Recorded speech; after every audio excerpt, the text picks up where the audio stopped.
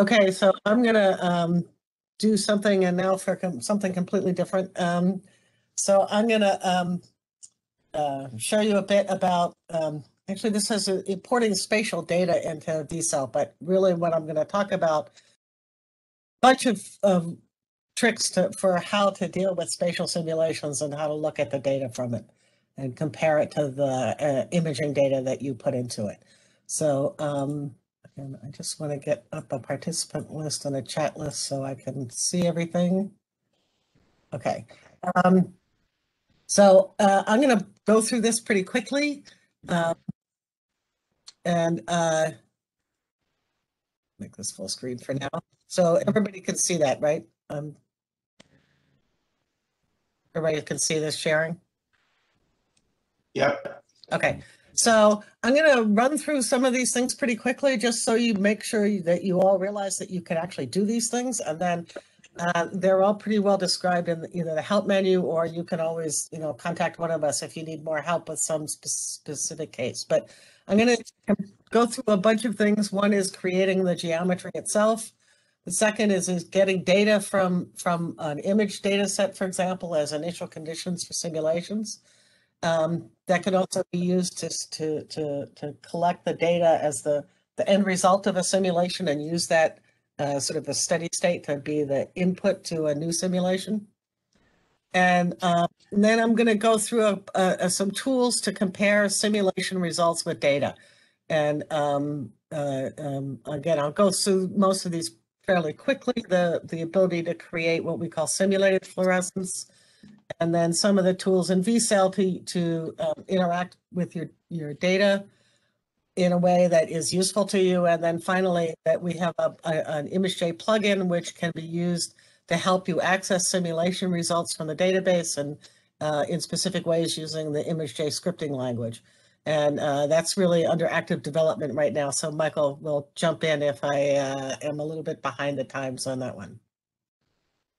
Okay, so I'm actually using a single model for all of this, and it's actually a photoactive activation model. So this is a data set where I'm activating the fluorescence in a binding protein to F-actin in half the cell, and then watching as it gets dispersed across the entire geometry. So the goal of this experiment initially was to determine the off rate particular binding protein, which in this case happens to be filamin. So I'm going to stop the PowerPoint now and just go to the model. So this was the model we created in Virtual Cell.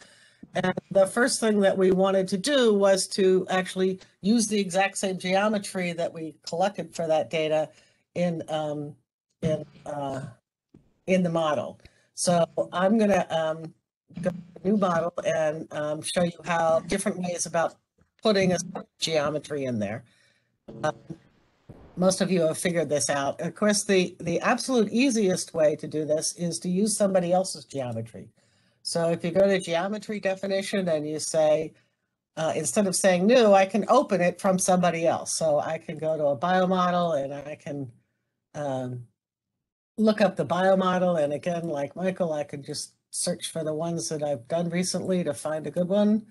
And let's say I could use this one. So this is a model of an osteoclast. So I can show you what I can view what that 3D geometry actually is. So it's a cell, a three-dimensional cell with a nucleus inside of it. So there's 3 domains outside the cell itself, and then the nucleus in this particular geometry.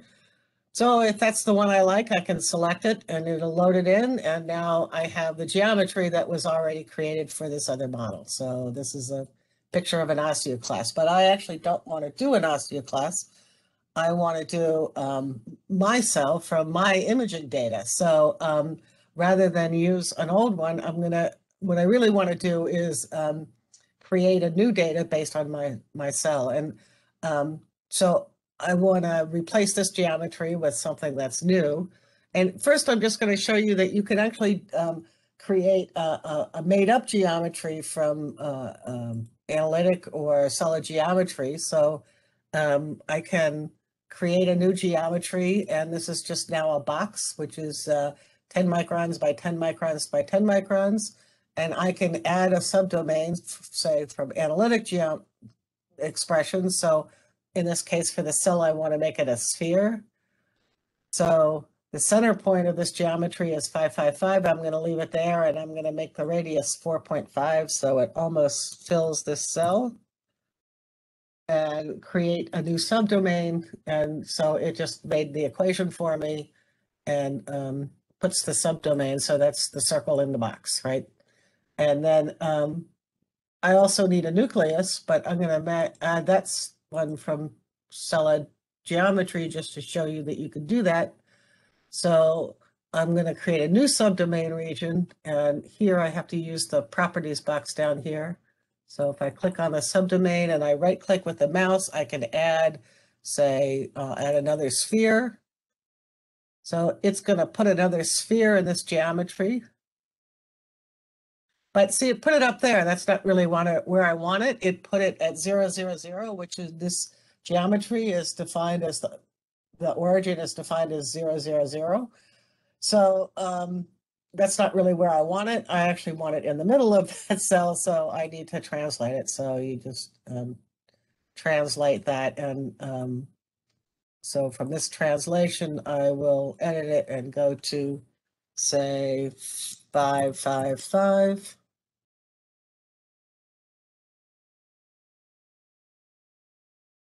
And that'll put this sphere in the middle of this geometry. There we go. So you can see, sorry, that the green sphere there, I can change the opacity here. So you can see the green sphere here, which is now my nucleus in the middle of that geometry. So I think that went pretty fast. I want to make sure everybody realizes that you could have put an analytical geometry in the middle as well, but you chose to use this constructed solid geometry feature just so that people could see it. Correct. Yes. Yeah. And I can keep adding those. And we have, you can add any expression that will define a geometry, but we have a whole, sort of list of helpful ones that most people might use that will just save you time from figuring out the equations to typing in the equations. And, in the geometric regions, you can see all the special, the details of the geometries, the size and the surface areas of all these geometries. Okay, so that's not actually what I want to do. I want to use my own image data. So what I'm going to do is I'm going to replace this geometry now with a new geometry, but it's going to be based on an image file. And I'm going to use a TIFF file that I actually fixed up a little bit in ImageJ, but we do use the bioformats library. So pretty much any of the major image processing and image collection formats you can use. So most of the Zeiss formats, Leica, etc., Nikon, those will, for the most part, import directly into there with the appropriate information along with it, time scale and X, Y, and Z scale, etc. So mine happens to be a TIFF image, so I'm going to go take this particular TIFF image that I collected. So when I did this experiment, the experiment is actually done in wide field. I pull the pinhole on a confocal and just collect a single image that will collect all the fluorescence in the cell, so I can do it relatively fast because it's a pretty speedy event. But then after the end of the experiment, I collected a Z stack, so I had, the image resolved in Z as well as in X and Y, so that I could use that to build the geometry in VCell. When I bring in the image, I do have the option to scale. So if it's a really big image, I can, extrapolate the scale down so it's a lot smaller, or I can scale it up if I want to. I'm going to leave it where it is. And if there's multiple channels, it'll actually ask you which one you want. And if there's multiple time points, it'll ask you which time point you want for your geometry. So anyway, say okay, and it will bring in the file. Sorry, because I'm using all of this video memory, for some reason it's kind of slow. So it notices that there's a whole lot of different pixel values. If I had already segmented this image into, say, you know, the nucleus was a value of 100 and the cell was a value of 50, I could automatically create domains based on those values. But I haven't segmented this image yet, so I'm just going to add an empty domain to create a segment. So, and I'm going to call this the cell. So this is a Z stack, so I have to go through in Z, and I realize that this is really dim. I apologize a bit for that. It's hard to get it really bright. Can everybody see that this image, is that too small? I could actually blow it up. You see it. Okay, so so this is the image, and you can sort of barely see that there's the nucleus there. This is based on the ACA distribution in this cell. And so now I want to select all those pixels that are inside the cell, and we provided tools to help you segment it, because I need to define which pixels represent the cytoplasm of the, which pixels represent the nucleus, and which pixels represent the extracellular space. So I can select pixels based on pixel value. So that's not so good. I need some more. So let's keep going. And actually, we've also provided you with some smoothing filters, so it'll kind of fuzz out the image a little bit, which you'll see makes it a lot easier to get rid of the noise. Maybe a little too much. Not enough. Okay, so I'm going to go to something like, sorry, I should have gotten the real value. Something like this. You can see I've gotten some values out there. I don't really want those, but I can throw those away later. And if I go through Z, I can see that I've mostly gotten the cell. So in that case, I'm going to say apply. And it's going to ask me what to do with that histogram. And I say I want it to put it, all the pixels that are highlighted to be in the cell domain. So I'm going to update that domain. And you can see that I have a variety of different unique regions selected by that process. This is the main one I want. This is the cell. These ones are somewhere else. Again, it's in Z there. This one is over there to the side. See, the ones that are orange are the ones that I've highlighted over here. So I want this to be my cell, and the rest of it I don't really care about. So I'm going to take all the rest of these and shift and select them. So leaving only the background and the cell. And I'm going to do this auto merge feature. So what it'll do is it'll take these values and it'll look around and see what's surrounding it. And it's going to say, well, this one is all surrounded by background, so I'm going to put it as part of the background. So if I say auto merge, those things go away, and all I have is my cell. So that's pretty good. I don't have anything hanging out, I don't think. All connected pixels, so that defines what I'm going to call the cell. So now I need to do the same thing for the nucleus. So I'm going to add a new domain, and I'm going to call that nuke. And now I happen to know, let me show more of the image and less of the overlay. This is going to be something like, I cheated and remember what this is, something like this. So you can see mostly what I get is this little spot in there, which is the nucleus, are those pixel values. There's some other stuff, something on the outside and things, but that's pretty good for what I want for the nucleus. So I'm going to apply that. So again, it asked me if I want a new domain. I want to update the one I've got. And it says, well, wait a second, some of those domains overlap with what you had before. What do you want to do with that? And I can say, well, I want to override those because these things I don't want to be cell, I actually want to be nucleus. So I'm going to overwrite those domains. So again, I have this thing where I have, now this time the one with the most stuff is not even the nucleus that I want. It's one of these, it's the outside ring. So I want to find the one that I want. So it's this one, okay, is the one that I want. So I'm going to just manually convert that one to background pixels. So those go away to the background. This is the one that I want to keep. So I'll select all the rest.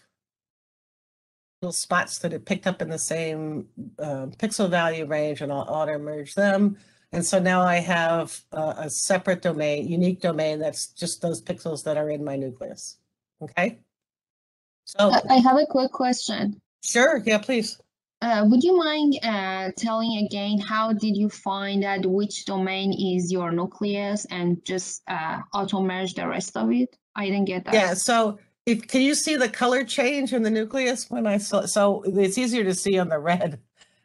Oh, I see. How to change the color. But so when I select this one, see how it goes orange? And this one, the green actually changes color. Mm-hmm. So this tells me, so here I've selected all the background in that yellowish overview, and here I've selected the cell, and here the nucleus. So if there were two different green ones here before, it would so I can paint too. So let me do that. I can take my pencil and I'll paint some. So that's added now to the nucleus because I'm painting in the nucleus, right? So you can always fix things up by erasing or painting like on the color. So I just made nucleus. So now this is the one in the center of the cell, and this is the one on the outside of the cell. See it? Oh, I see. I got it. Thanks. Okay, so that shows you which one you want. So I don't want this one. So the easiest way to get rid of it is just to convert it back to background. Okay? Thank you. It takes a while to play with these, but it's really very powerful. It's I find that this is the easiest way to segment images of anything that I know. So the other thing there is you can paint, you can erase, you can clear the whole thing if you hit this little brush, which I'm not going to do. And there's also a fill function. So if you make a square, you can then fill it by putting it in the middle. Right? So, okay, and the question was, if I have a multi-channel image, is it easy to segment and analyze using the same domain regions? If your image is already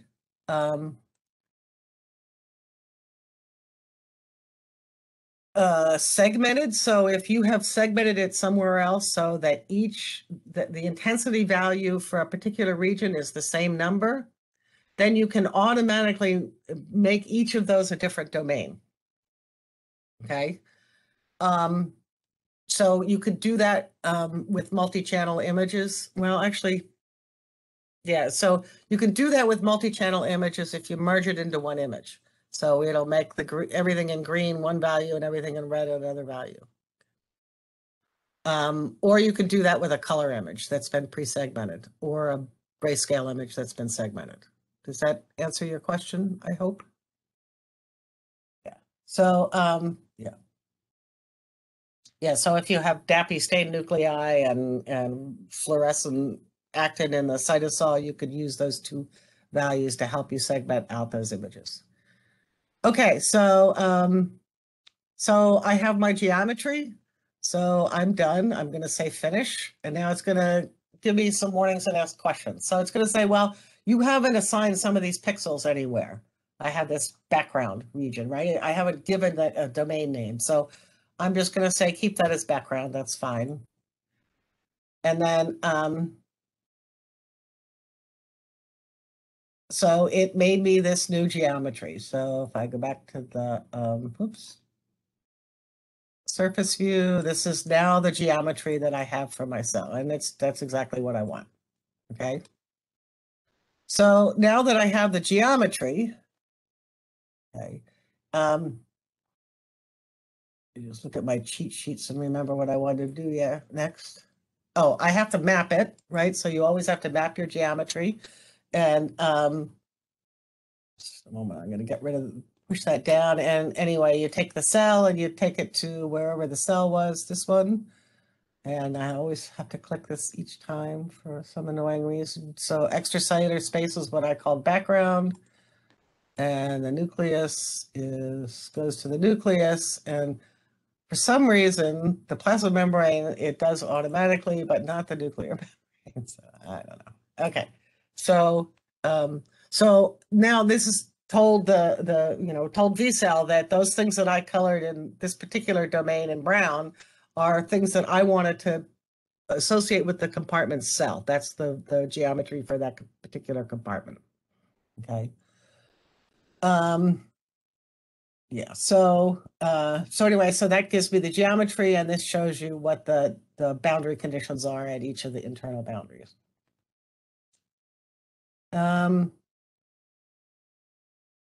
Okay, so now that I have the geometry in, now I have to do the specifications for this particular thing. But actually, what I would really like to use for the initial distribution of actin is the distribution of fluorescence that I used by staining the cell with a fluorescent probe.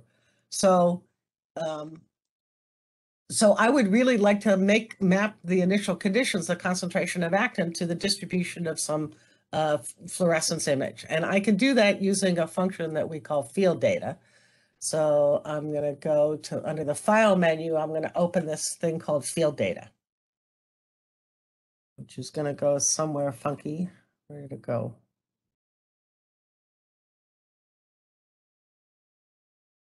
Why did that not work? There it is. Okay. I don't know why that happened. All right. So this is my field data manager. I have field data from lots of different images, but I'm going to show you making a new one. So I'm going to create field data. You could do that either from some file on your computer, which I'm going to do, or actually you can do it if you have an open model and a simulation. You can select one of the simulations from that open model and use the final time point. Actually, use any of the time points from that to create the field data. And I'll show you how to use it in a minute. But I'm going to do this from a file. So then I say create. And again, I have this image that I made sure is exactly the same as my geometry image. This is the one thing that really matters, that however you made your geometry, the field data has to fit that geometry, right? So this is my fluorescence data. I'm going to open it.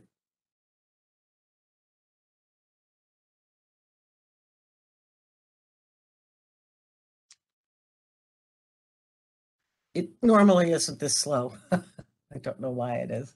Okay, so I'm going to call this delete field data because I already have one here.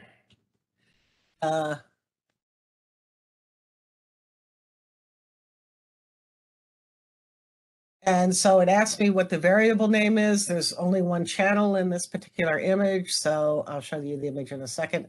So instead of calling it this channel, I'm going to edit that, and I'm going to say that this is F-actin, okay? And if you have multiple channels, you can name the multiple channels multiple variables. It's not a time sequence, so I don't need to edit the time or anything. And this is the size. It will be exactly the same size as the geometry that I just put into VCell. So I can say, okay. So now I've created what's called field data. And if we look at it, this is the one I just created. It gives you the size and the information about it and what variables are included in it. And it's this one. So let's see, I can view that data.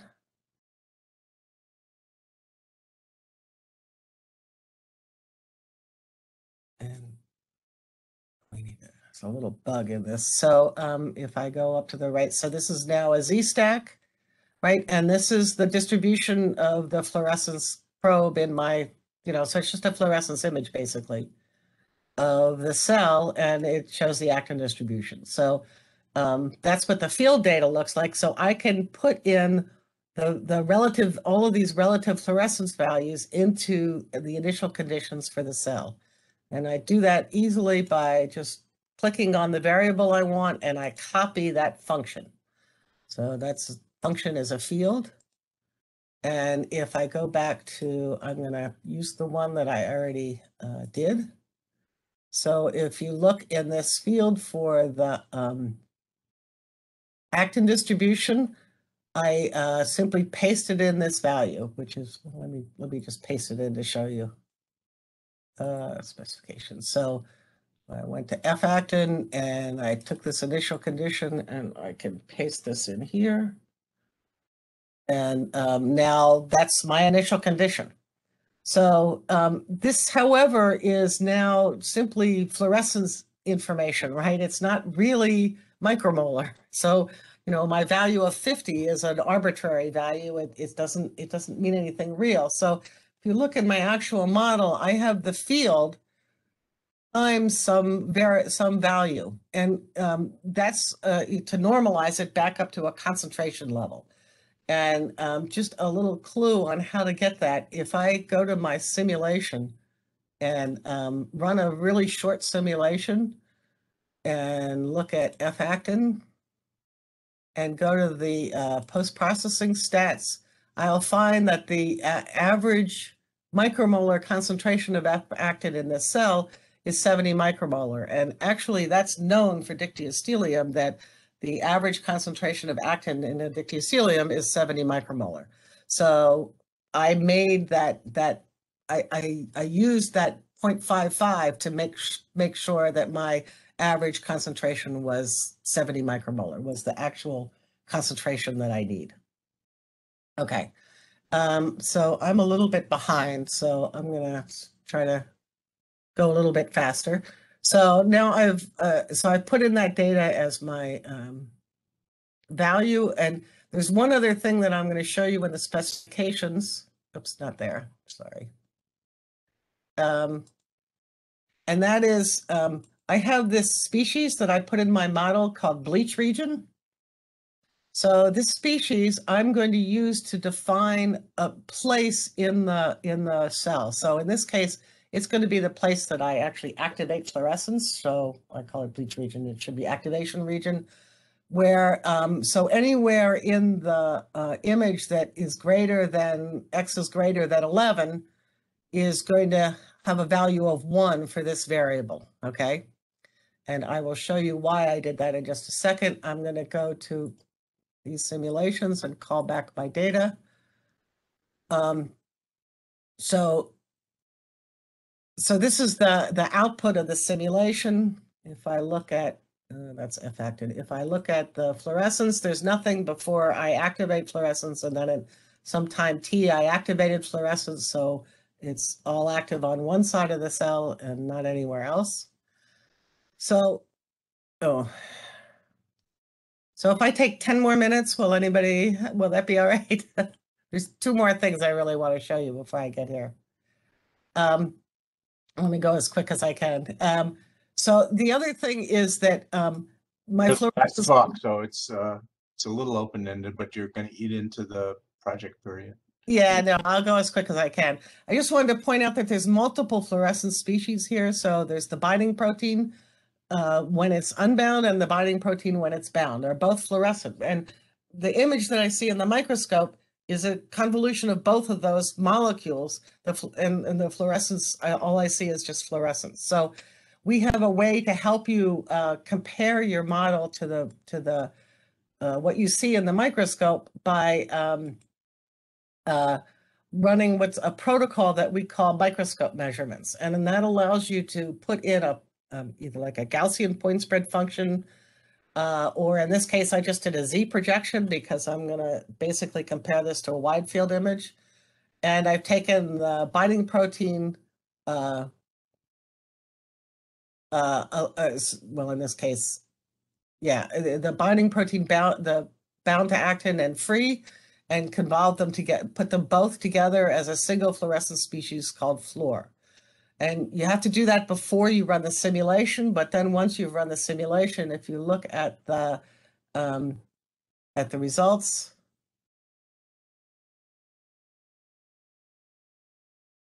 which is somewhere that I don't know where it is. Where'd they go?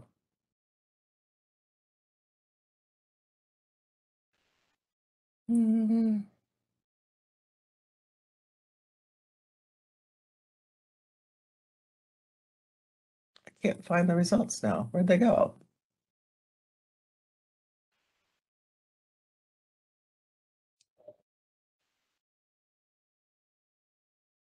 Give it a little time. I think it's coming. Yeah. Okay. I'll sort of stop. So I didn't. Let me just very quickly say something about ImageJ. We do have the ability to use. Oh, sorry, that's not it either. There it is. My computer is really something's freaking it out.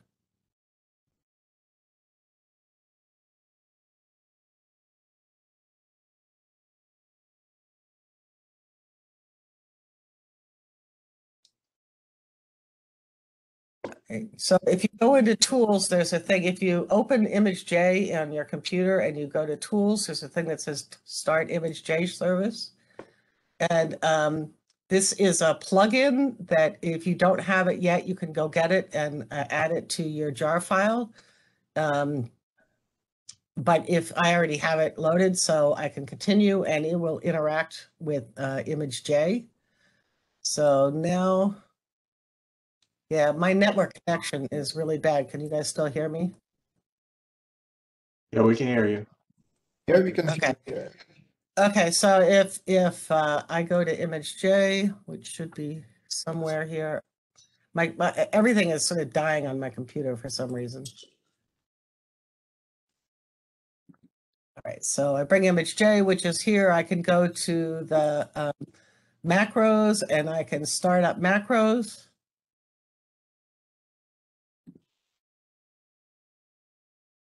Which will eventually come up and they'll look something like this. Here they are. And these macros,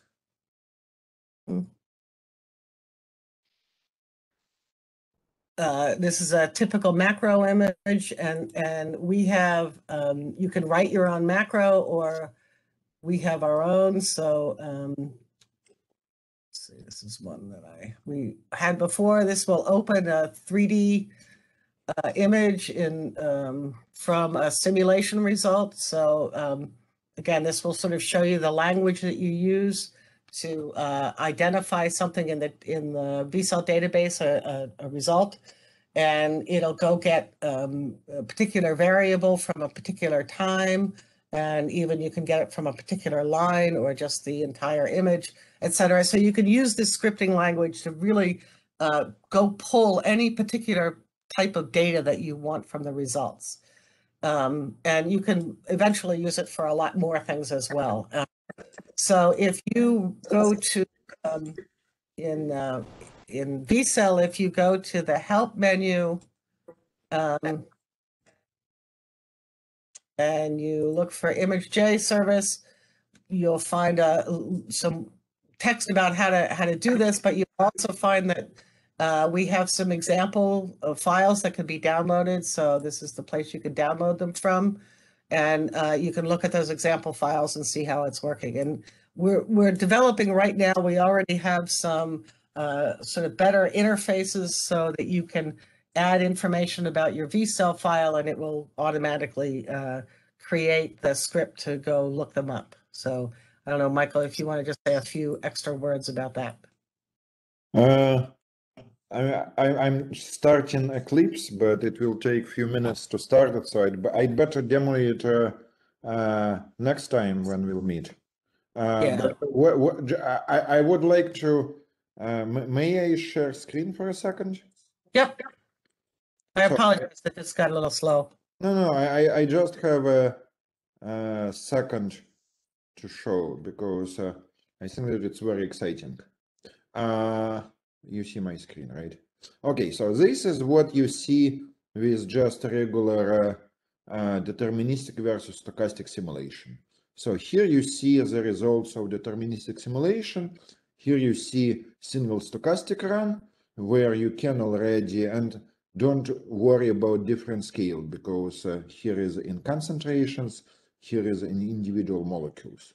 So you can get some kind of qualitative behavior from it, although it's pretty difficult to say whether it goes to 0 here or it continues at steady state somewhere here.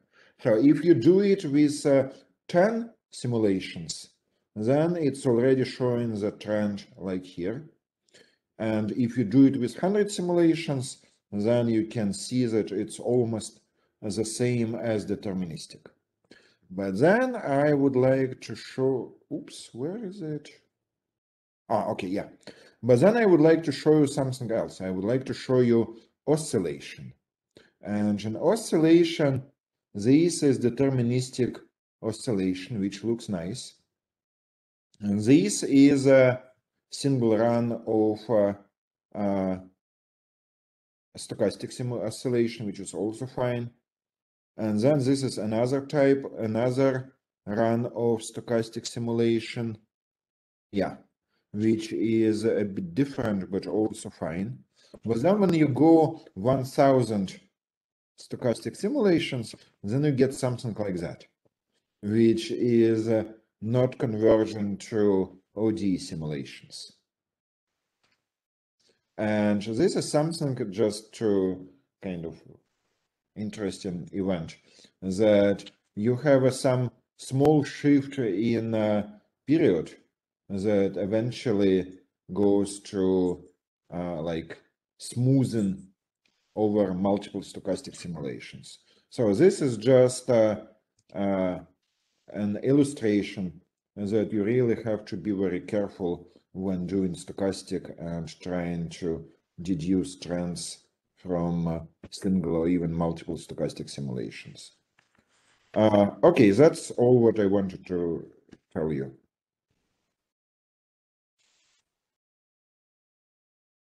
And again, if any questions. Okay, we're going back to the breakout rooms, but we're going to be meeting together again at 15:30, 3:30 Eastern Time for the first of the project symposiums, where we have reports from some of the people who are on the project track, and everybody's invited to come back and join for that. And that'll be going on for 1 hour from 3:30 to 4:30 or 15:30 to 16:30 Eastern Time. And we'll see you then. In the meantime, everybody should, who's doing the project track, should continue working. And just have a general question Yeah. about the symposium. So do you send us who should present when? yeah, I will do that in the next hour or so, within the next hour. It's basically, if anyone wants to volunteer to go in, to go into the first one, let me know. I'll be happy to let you do it. It's really based on how far along you are, and if you have something to show at this point. I think several of you clearly do. Yeah, as I said earlier, Les, I think most of our group could show something too. Okay, we'll see who's ready. All right, so see you back at 3:30. Okay, All right, so we all start our own breakout rooms. yep. So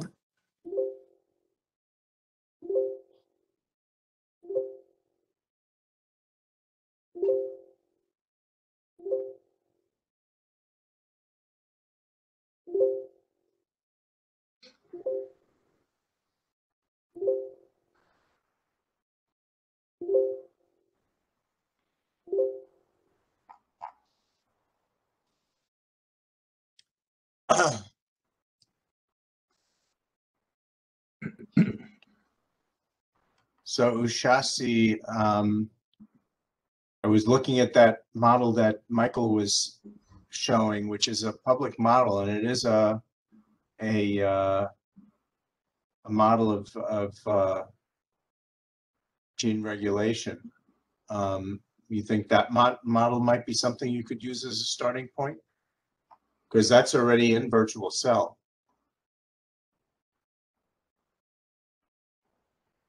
Okay, so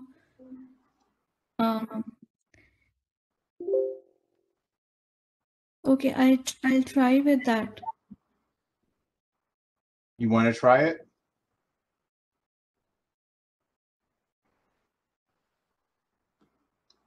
Yeah, like without using the Hill function kind of thing, right? Sorry? without using the Hill function. So where is that model actually? Like already in virtual cell? Yeah, let me see if I can find it. Hold on. I'm going to share my screen. And Yeah, sure. okay.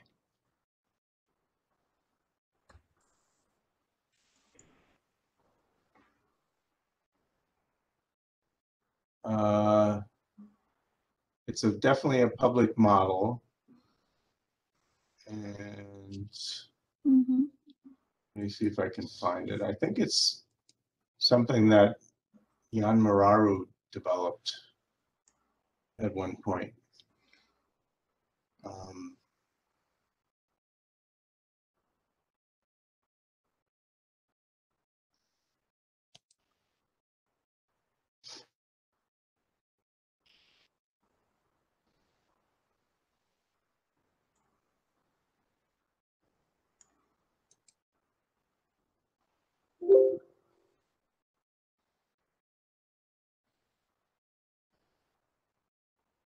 It's this one.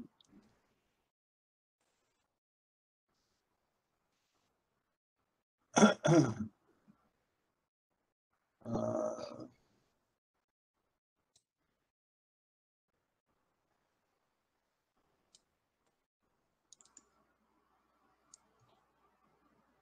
it doesn't have a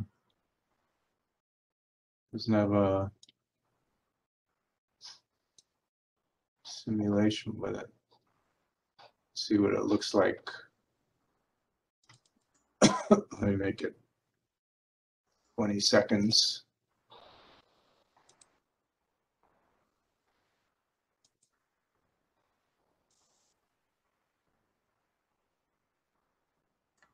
Let me try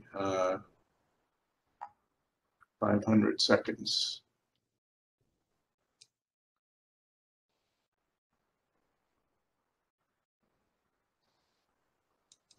I guess that's not it.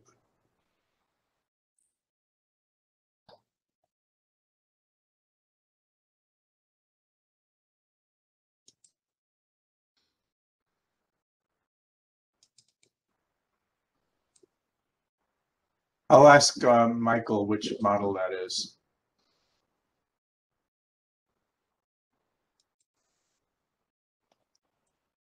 Let me try that.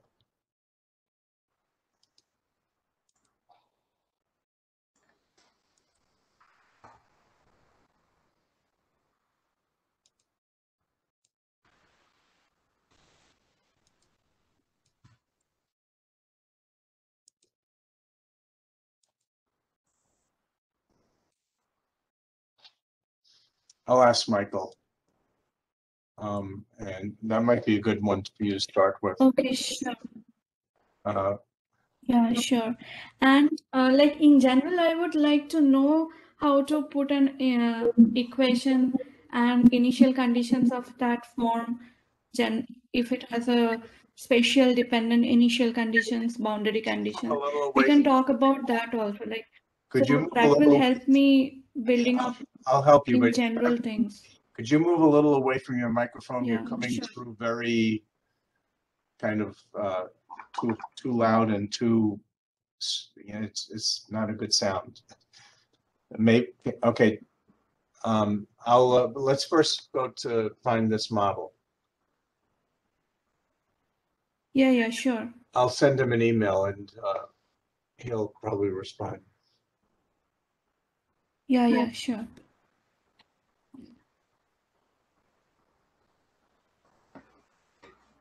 Les, I have a very short question about VCell. So when I do a simulation and look at the results, why don't I get the option to download the data, the simulation data? You can download it. Why don't you share yours? So yeah, I will. Let's see. I'm gonna stop sharing mine. Okay. Okay. So for example, this is a simulation from earlier. Okay, so You can, the easiest way to do it is to highlight all of the variables, all of the, just. And Now, click that. and select all. Yeah, well, you can right click, copy all. Yeah. And now just put it in a spreadsheet. You've got all the data. Okay. But I saw like in Anne's screen, I think like she had all these tabs here. So I was curious Right, if that it's was maybe for because image. of okay. That was for spatial models where this wouldn't be enough. Okay. But for spatial models, there are lots of different ways to export the data. Okay, But yeah, for, that makes sense. Yeah, I've never done a spatial model, so I didn't see the option, so I was curious. Maybe, yeah, I mean, it was about the version of my VCell or something, but it's not okay. we're actually in the process of creating some other export options like HDF5. I don't know if you've ever used that, but that's going to be available in the next version of VCell for both spatial and non-spatial data. Okay. I'm gonna take a little dinner break and then come back. Hi, I have a question for Stefan because I tried to use Easy because yesterday I managed to to install it. Are you here, Stefan? Yes, I'm. Great. Can I share my screen and show you what happens? Yeah, sure. Go ahead. Okay, so I'll share my screen. It's not my computer, so I'm new to this, but it should work. Select window or screen. I will select the screen. It will be easier. Allow. Is it working? Yeah. Yes, great. Okay, so so this is the README. So I did everything, I think, and so I get so I tried to run the run file into the output folder, which is so it looks like this. So here you have, so it's in how to run a simulation, and then in the output folder I put everything that's required. And then when I run this, then I have all of these errors. And basically it says that there's something wrong with the properties file, which is this one, I think. And it says that the format should be key equals value, but I don't see the problem. So I'm a bit confused. This is the original file. I didn't modify anything except for this. I removed one just to see what happened, but yeah, I'm not sure. I'm not sure. No. Sorry. I tried to play around a little bit, open all of the props files, and see if there was a indent problem or something. Yeah, I would have to look. I would have to look. Yeah. Because I don't think I can give you access to my computer like this. No. I also would have to look at the code itself myself.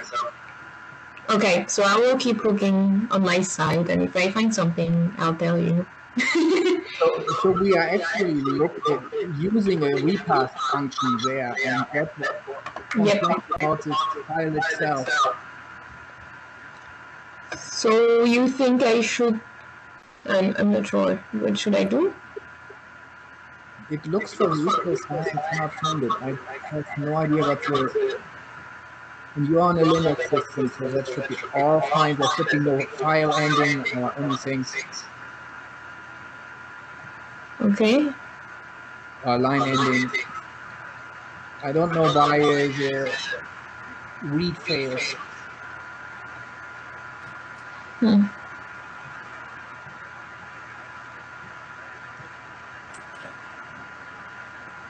So, well, I don't know what to do. Should I find a way to reinstall Repast or No, something? no. I don't know.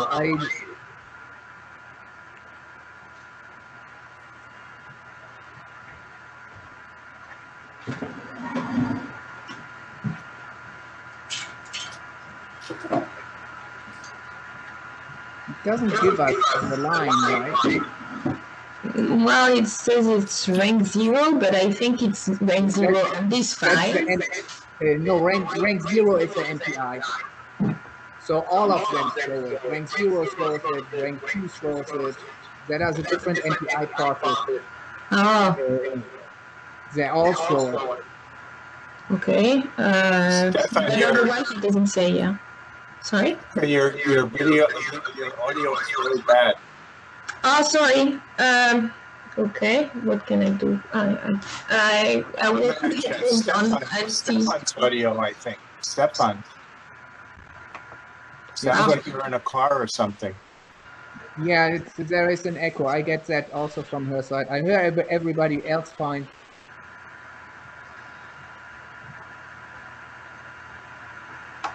So somewhere we got an echo. Now it's better. Yeah.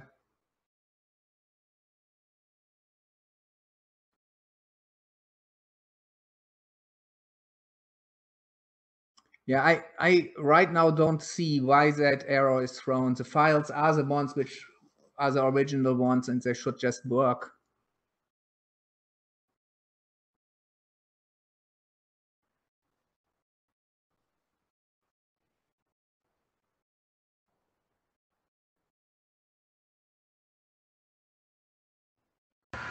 Maybe I can start again from scratch. I will try and reinstall it again. It shouldn't. I'm puzzled. It says I can't find the equal sign, and everything looks good.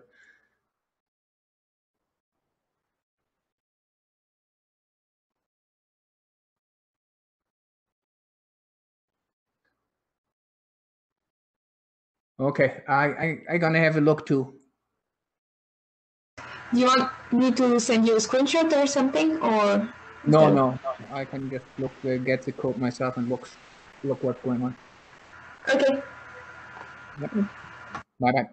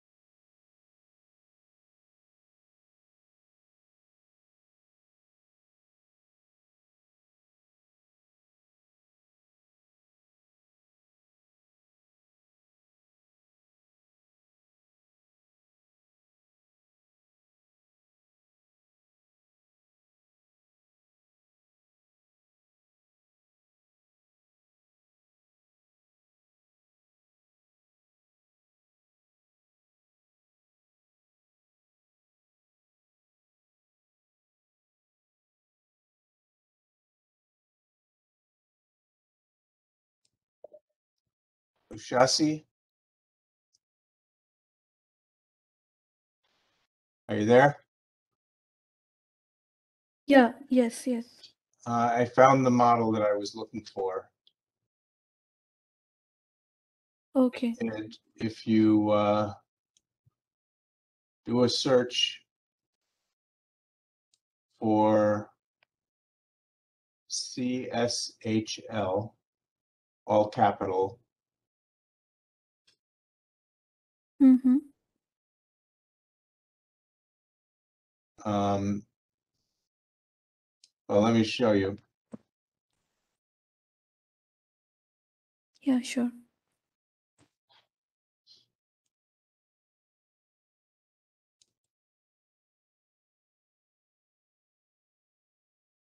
Okay, it's this model here. CSHL 2011, exercise 7. Okay. And it's based on this paper, Minimal Model of Circadian Clock, Villar et al., PNAS, 2002. Mm-hmm. And it's a an oscillator. Okay. And you could play with that. It even has some spatial simulations. So is it a repressilator, which is the simplest oscillator kind of thing? I don't think it's a 3 simple note. oscillator. It's got Oh, okay. It got a lot more you know, notes. it's a little bit more complicated than what you were dealing with. Mm-hmm.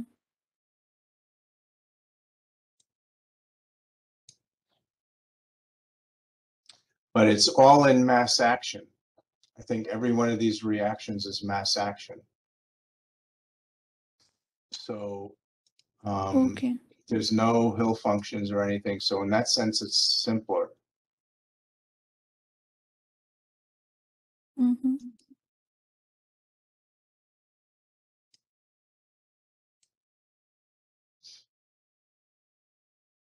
So is the spatial part already there? Yeah. Here, let's look at it. See what it looks like. And can only the underlying differential equations can only be seen in COPASE, right? If I export that there, import that there.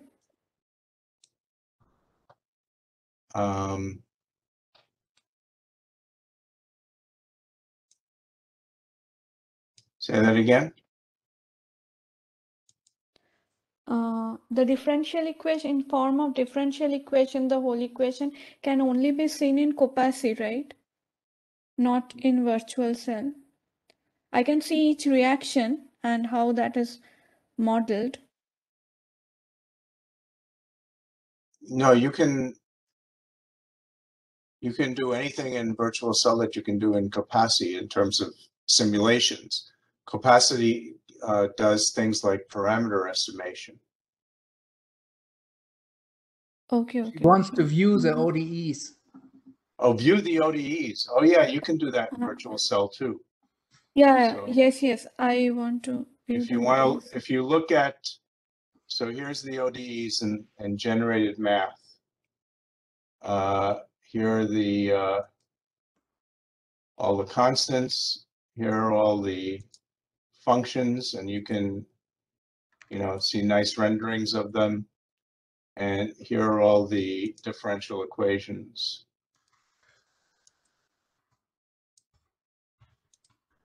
So you can see them all.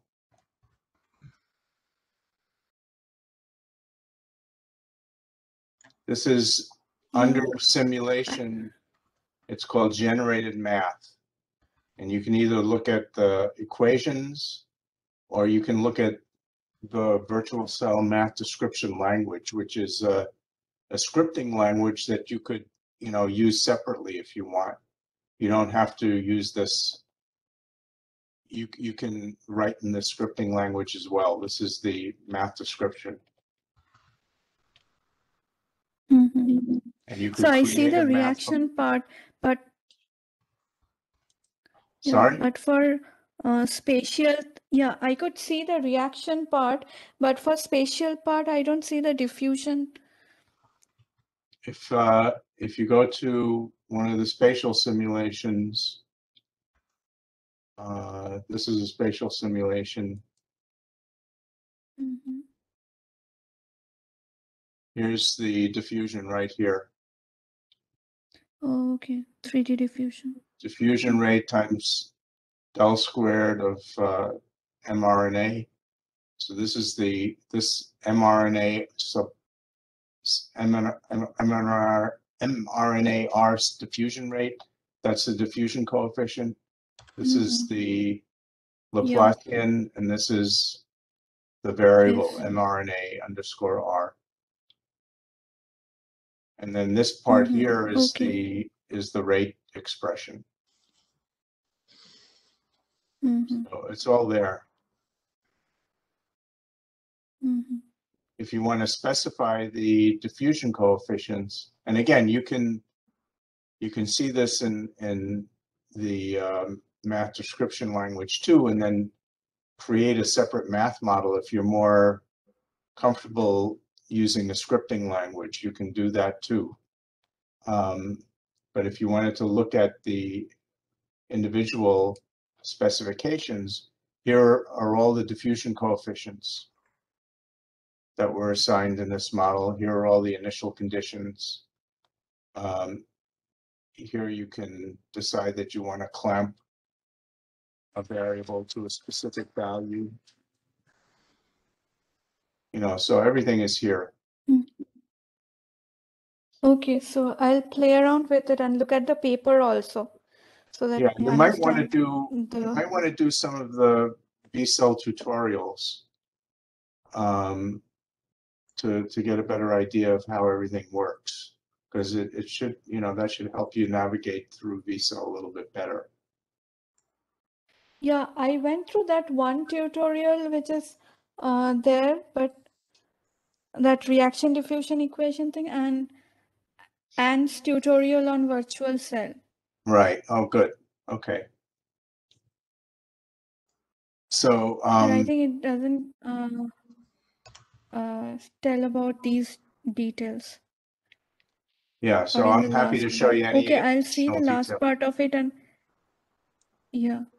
Okay, sure. Yeah, so this is the name of the model, CSHL 2011 Exercise 7. And it's public, so you should be able to find it if you do a search. Search for CSHL, all capital, and it's under uncurated, and it's under username Jan. And there it is. Okay. That's the model that's the model that Michael Blinoff was using, and it has oscillations, so you can, you know. Okay, sure. Sure, I'll look into it. Okay. And I have a small, say, 5 minutes presentation of what I was up to. If you have some time now or later, I can go through that, like the general idea overall. Okay, that would be, yeah, that would be fine. Do any of you feel like you're ready to do the, I don't think any of you are at the point where you're ready to do the symposium at 3 o'clock, 3:30, right? I don't think so. I just have some parameter estimation, but I just want to show what I am doing because I think I am doing something wrong. Okay, well then we'll keep you for some other time slot. I do want to take a few minutes before I come back to you guys and find somebody to do the, you know, find the right people to do the 3:30 symposium. So I'll be back with you soon. Sure. Okay, I'm going to take off now, but when I come back, Chelsea, you can show me that PowerPoint. Thank you. Okay, sure.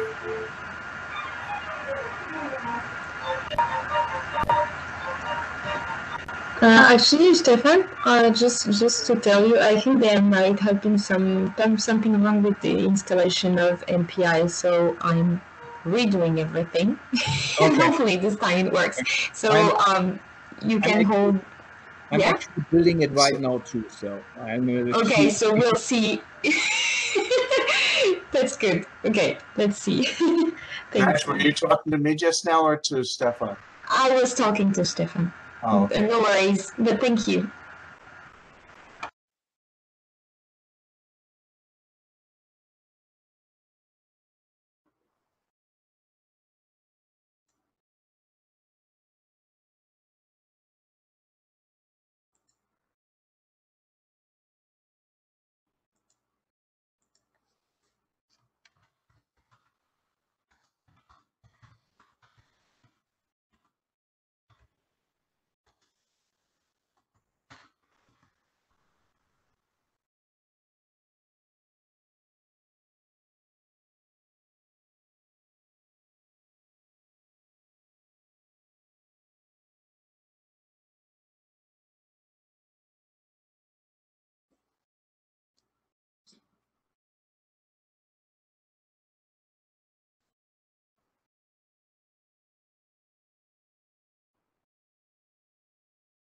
Norma, if you want to share your results, go ahead.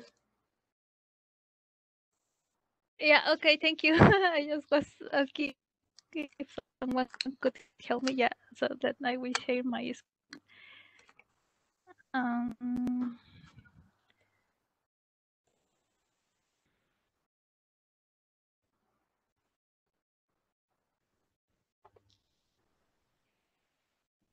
No, but could you see?